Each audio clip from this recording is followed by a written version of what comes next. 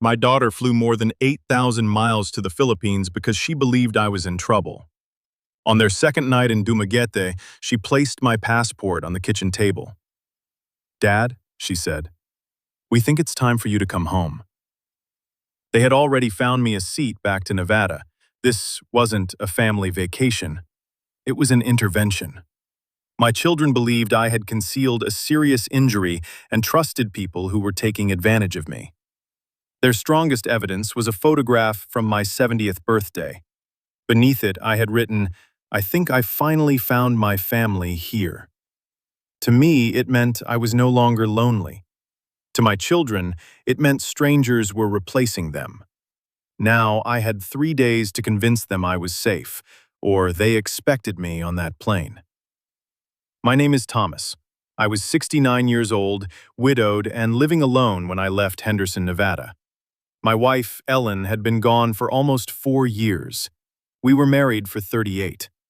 After Ellen died, Laura called several times a week. Michael invited me to dinner whenever his work schedule allowed.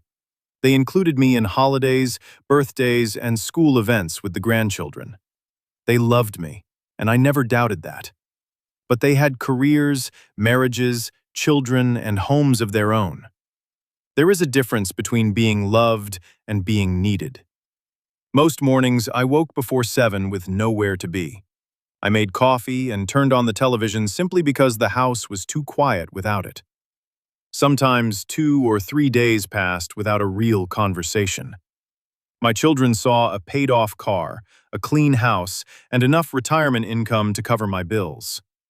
From the outside, I was doing fine. They didn't see me standing in the grocery store parking lot, taking the long way back to my car because returning home meant admitting there was nothing waiting for me. Moving to the Philippines wasn't something I decided overnight. I had visited once with Ellen years earlier.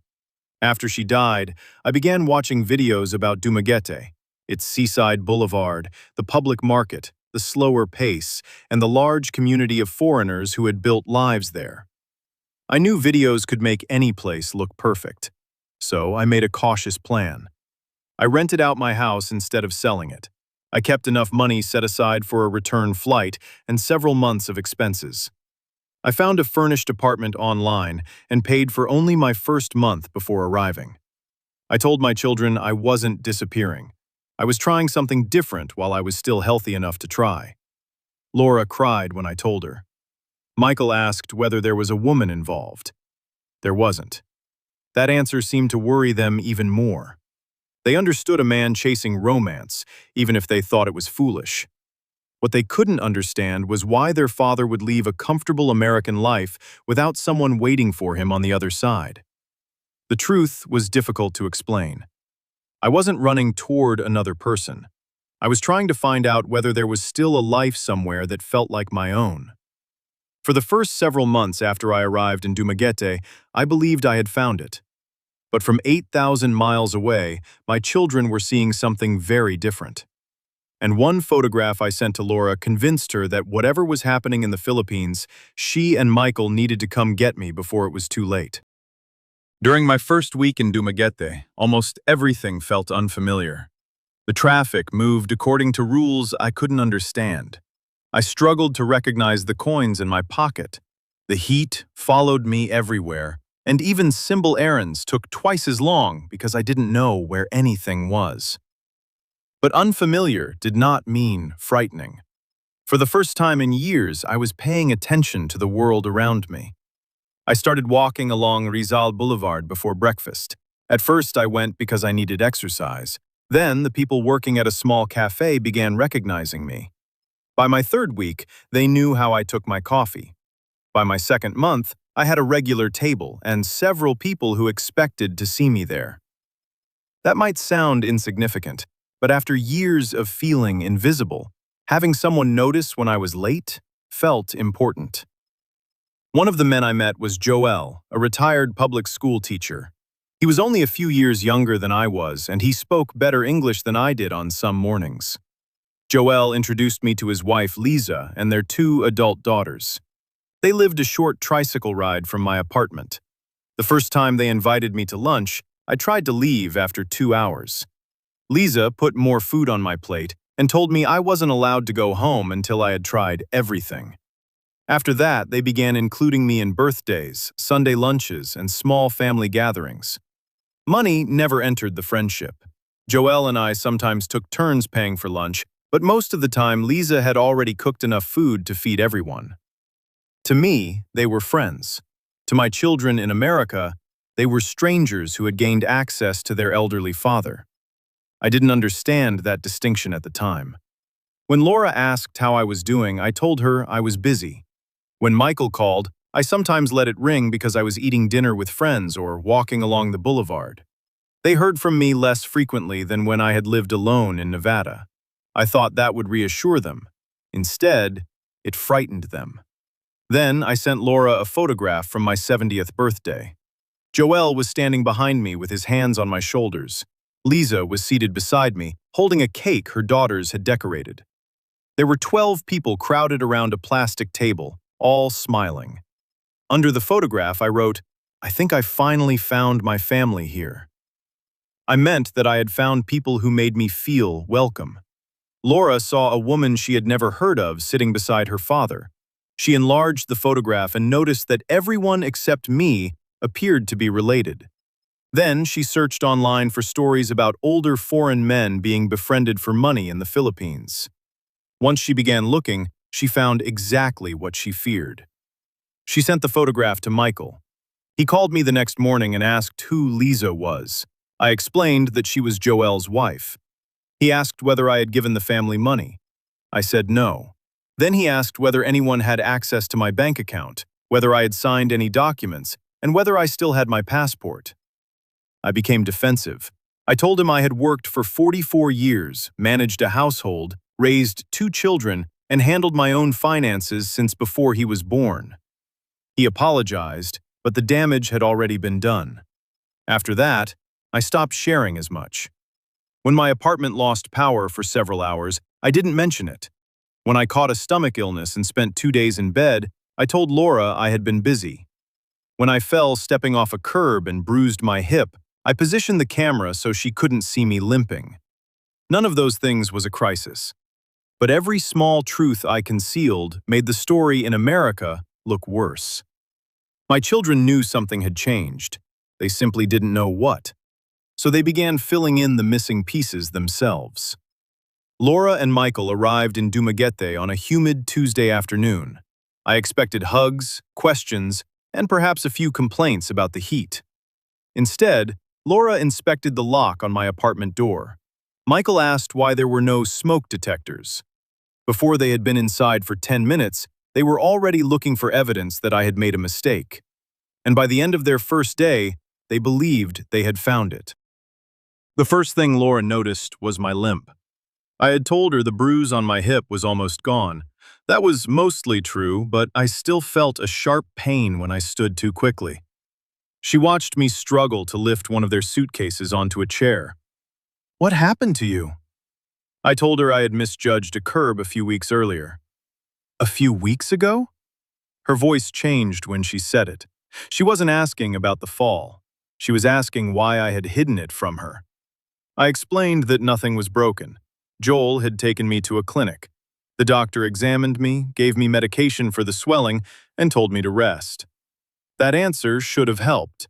Instead, it gave Laura 3 new things to worry about. I had fallen, I had needed medical attention, and a man she had never met had taken me to the clinic while my own children knew nothing about it. Michael began inspecting the apartment more carefully. It was a small, furnished unit on the 2nd floor. I had a bedroom, a bathroom, a narrow kitchen, and a balcony overlooking the street. It wasn't luxurious, but it was clean, affordable, and close to everything I needed. Michael saw steep stairs without a handrail. Laura saw a bathroom floor that became slippery when it was wet. Then, while we were unpacking, the electricity went out. It happened occasionally in my neighborhood. Usually the power returned within an hour. I opened the cabinet where I kept rechargeable lights, placed one on the table, and continued talking. I thought being prepared would reassure them. Laura looked around the dark apartment and said, "Dad, you can't live like this." It had been less than 3 hours since they arrived. Just before sunset, Liza knocked on the door. I was searching through a cabinet for another rechargeable light, so I called out, "Use your key!" Liza unlocked the door and entered, carrying 2 large containers of food. She knew my children were visiting and had prepared chicken adobo, rice, vegetables, and enough dessert to last several days. Laura barely noticed the food. She was staring at the key in Liza's hand. "Why does she have a key to your apartment?" The room became very quiet. Months earlier, when I had been sick, Joel came to check on me and couldn't get inside. After that, I gave him and Liza a spare key for emergencies. They were the only people in the Philippines I trusted with one. Liza must have sensed the tension because she placed the key on the table. She introduced herself, welcomed my children, and explained that Joel was waiting downstairs. Before leaving, she asked Laura to save her phone number. "If something happens and you can't reach your father," she said, "you can call me." Laura saved the number, but she never stopped watching her. When Liza left, Michael asked whether she had ever entered when I wasn't home. I said no. He asked whether I was certain. That question made me angry. I told them Liza and Joel had done more for me during the previous 8 months than most of my neighbors in Nevada had done in 8 years. Laura said that was exactly what worried her. "They met you 8 months ago, Dad. They are not your family." I knew she was trying to protect me, but those words hurt more than I expected. Because the people she was dismissing had noticed when I missed breakfast. They had sat beside me at the clinic. They had brought food when I was sick and refused money when I offered it. My children loved me, but love from 8,000 miles away did not make the room less empty. We ate Liza's food in uncomfortable silence while the rechargeable light glowed between us. The electricity returned before we finished dinner, but the mood didn't improve. The next morning, Michael asked to see my bank statements. I refused. He said he needed to make sure no one was taking advantage of me. I told him I wasn't a confused old man, and he had no right to examine my private finances. Laura began crying. She said they had watched me become more secretive, ignore calls, conceal an injury, and place my safety in the hands of people they didn't know. They weren't trying to control me. They were terrified they would receive a phone call one day telling them something had happened. That was when I finally understood that their anger was built on fear. But understanding it did not mean I was willing to surrender my life to it. That evening, Laura placed my passport on the kitchen table. She told me they had found an extra seat on their Saturday flight back to Nevada. I looked at both of my children and gave them the answer they had traveled all the way to the Philippines, hoping they wouldn't hear. "No," I said, "I'm not going home with you." My refusal did not end the argument. Michael stood and walked onto the balcony. Laura remained at the table with my passport between us. She asked whether I understood what I was choosing. I told her I understood completely. For the first time in years, I had a reason to leave my apartment every morning. I had friends who expected me to show up. I was walking more, eating better, and speaking to people every day. Going back to Nevada would give my children peace of mind, but it would return me to the life that had been slowly emptying me. Laura said I could move closer to her. I could attend the grandchildren's school activities, join a senior center, and have dinner with the family every Sunday. It sounded wonderful. It also sounded temporary. My grandchildren would grow older. Laura would still have a career and a marriage. Sunday dinner would end, and everyone would return to their own homes. I would still spend the remaining 6 days of every week waiting for the next invitation. "I don't want to be an obligation you schedule," I told her. "I want a life that continues after you hang up the phone." Laura looked as though I had accused her of abandoning me. That wasn't what I meant, but I couldn't find a gentler way to explain it. Michael came back inside and proposed an agreement. They would stop asking me to leave for 3 days. During that time, I would show them everything: where I went, what I spent, who I trusted, and what I planned to do if I became sick. After 3 days, we would discuss the flight again. I agreed, but only if they entered those 3 days willing to admit that they might be wrong. The next morning, I took them to the boulevard. The air was already warm and the waterfront was crowded with joggers, students, vendors, and families. A man selling bread called me by name. Two people at the cafe waved when they saw us approaching. Before I reached my usual table, one of the servers asked why I had missed the previous morning. Laura heard her. It was the first time since arriving that my daughter had nothing to say. Joel joined us for coffee and answered every question Michael asked. He explained how we met, how often we saw each other, and what happened when I fell. He also made it clear that I had paid my own clinic bill and had never been asked to support his family. Michael seemed embarrassed, but Joel wasn't offended. If my father lived far away, he said, I would ask the same questions. That answer changed something. Joel wasn't competing with my children. He understood them. After breakfast, I took them through the rest of my normal routine. At the public market, vendors greeted me and corrected my pronunciation when I attempted the few Cebuano words I knew. The pharmacist recognized me and remembered which blood pressure medication I used. At the clinic, I introduced them to the doctor who had examined my hip. By lunchtime, Michael had stopped inspecting every doorway as if he expected to discover something I was hiding. My life wasn't improvised. I had simply built it somewhere they had never seen. That afternoon, I opened my laptop and showed them my finances. My monthly retirement income was a little over $2,400. My rent, utilities, food, transportation, and medical expenses usually totaled between $1,300 and $1,500. I had emergency savings in an American account no one else could access. My house in Nevada was rented under a professional property management company, and I had never transferred money into another person's name. Michael studied the statements for nearly an hour. He found no mysterious withdrawals, no hidden debt, and no evidence that anyone was slowly taking what I had. Finally, he closed the laptop. Okay, he said. Financially, this looks better than I expected. Michael was beginning to change his mind. Laura wasn't, because money was never what frightened her most. That night, she asked what would happen if I fell again and couldn't reach my phone. What if I had a stroke? What if I eventually needed help bathing, cooking, or remembering my medication? I admitted I didn't have answers for every possibility. But I hadn't had those answers in Nevada either. The difference was that in Dumaguete, people noticed when I didn't arrive for coffee. The following morning, Laura woke before me and sat alone on the balcony. When I joined her, she was holding her phone and reading a message. It was from Liza. She hadn't written to me. She had written directly to my daughter. And whatever the message said brought tears to Laura's eyes. Liza's message was short. She apologized for entering the apartment with a key and explained that she had left it on the table because she never wanted Laura to believe she was trying to take her place. Then she wrote something my daughter was not prepared to read. Your father talks about you and your brother all the time. I know you are afraid because you love him. We are not trying to replace his family.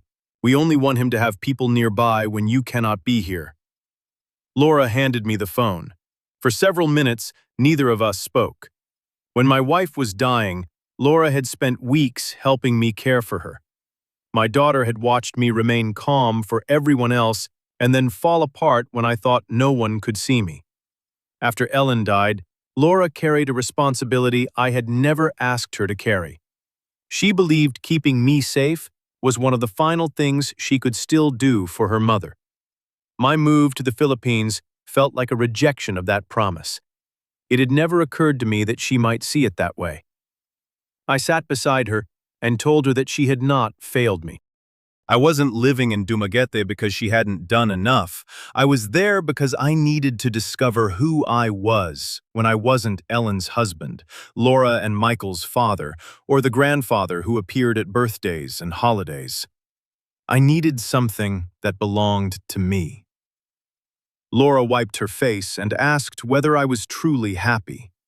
It was the first question she had asked since arriving that wasn't designed to uncover a problem. Yes, I told her. Not every minute, but more often than I was before. Later that morning, I showed them a part of my routine I had rarely mentioned. Twice a week, I helped a small group of hospitality students practice conversational English. It wasn't a formal job, and I wasn't paid.